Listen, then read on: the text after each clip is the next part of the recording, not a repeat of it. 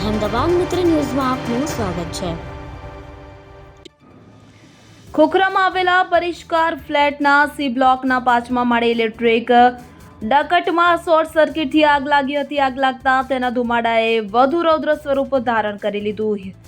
રહીશોના શ્વાસ રૂંધાવા માંડ્યા હતા। કલાકના 18 કિલોમીટરની ઝડપે પવન ફૂંકાતા 5મા માળે લાગેલી આગના ધુમાડાના ગોટે ગોટા પળવારમાં 12 માળ સુધી ફેલાઈ જતા ભારે દોડધામ મચી ગઈ હતી। સામાન્ય દિવસોમાં પવનની ઝડપ કલાકના 5 થી 7 કિલોમીટરની રહેતી હોય છે। ફ્લેટના 12 માળમાં એ હદે ધુમાડો ફેલાઈ ગયો હતો કે પગથિયા પણ દેખાતા નહોતા। લોકોએ બચાવોની બૂમો પાડતા ભારે અફરાતફરીનો માહોલ સર્જાયો હતો। ધુમાડાને કારણે કશું જ જોઈ શકાતું ન હતું। ફાયરના જવાનો હિંમત કરી દાદરા ચડી ફ્લેટમાં પહોંચી ગયા હતા અને ઘરમાં ફસાયેલી મહિલાઓ અને બાળકોને સલામત નીચે ઉતાર્યા હતા। બપોરે 3:30 લાગેલી આગ બુઝાવવા 3 ગજરાજ, 1 મિની ફાઇટર અને 5 હાઇડ્રોલિક સીડી સાથે 35 જવાન દોડી આવ્યા હતા। 25 મિનિટમાં આગ પર કાબુ મેળવી લેવામાં આવ્યો હતો। સમગ્ર ઘટનામાં 18 લોકોનું રેસ્ક્યુ કરવામાં આવ્યું હતું અને ફ્લેટના ઉપરના માળે રહેતા લોકોને ફાયરના જવાનો ધાબા પર લઈ ગયા હતા અને બાજુના બ્લોકનું ધાબુ જોઈન્ટ હોવાથી ત્યાંથી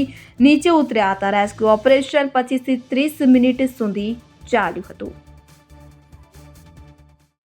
અહેમદાબાદ મિત્ર ન્યૂઝની યુટ્યુબ ચેનલને સબસ્ક્રાઇબ કરો અને બેલ આઇકોન જરૂરથી દબાવો, જેથી દરેક મહત્વના વિડીયોની નોટિફિકેશન તમને મળતી રહે।